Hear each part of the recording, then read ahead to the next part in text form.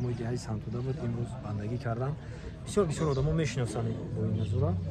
یک کم 90 که باشه 89 سالگی ده بندگی کردن.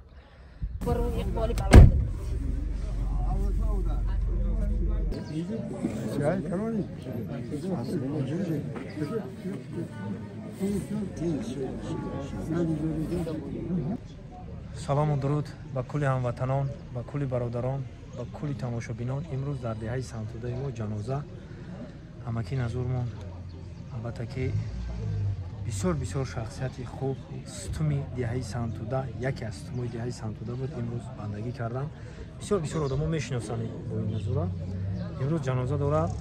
انسان همین قدر خوب میشود. ببینید که در ماه شریف رمضان در روز سعید جمعه پیش نماز جمعه میشه. ان شاء الله نفرانی که ما رو تماشا کردن همتون رو دعوت میکنیم. امروز جنازه بابای نزور، اینا همه اهل فرزندان و نویرا و پیامبران یک ماه آمد بود جوشان جنازه شدن. اینا امروز جنازه.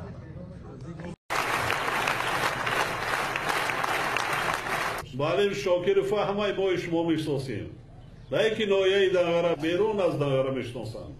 اینقدر شاگردای تربیه کرده است. منم از آن جمله شاگرد همین رئیس بابا هستم.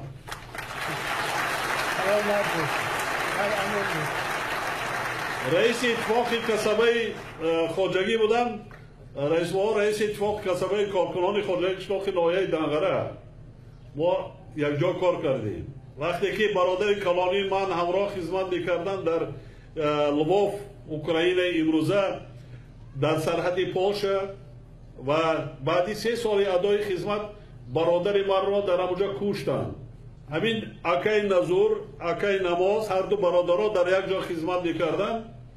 های اون زمان فرزندایی که از حیات میگذاشتن در خدمت با پول پدر و مادر برمیگردوندند. دولت وای نمیکرد. یک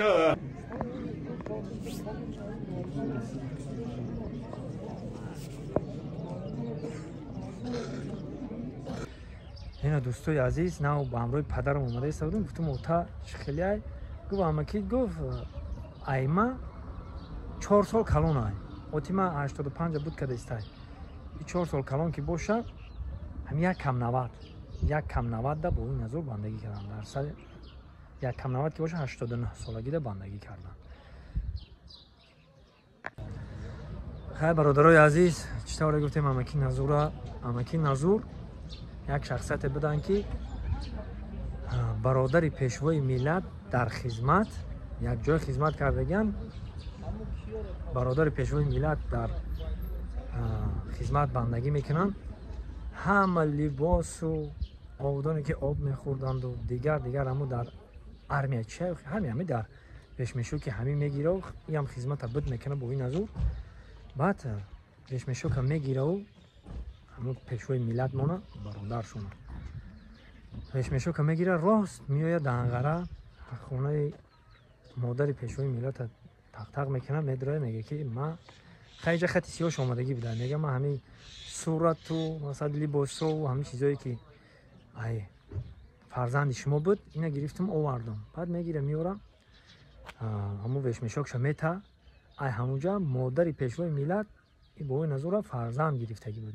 گفته بود که تو در جای همون فرزندی من و این اخلا همه دهه سنتوده میدونن. بسیار نفرانی که در همون دنغره هستن او هم میدونن با این نزور فرزند خونده مادر ملت بود و پیشوای ملت همچو اکا همچو برادر با این رفتار میکرد و رفتارات نزدیک هم داشتن. این امروز بندگی کرد. خداوند جاشون رو جنت کنه. خیلی نفرانی که ما رو میبینن این محرمت ساعت 1 نمازی جنازه. خدا نگهبانی همه ما و شما.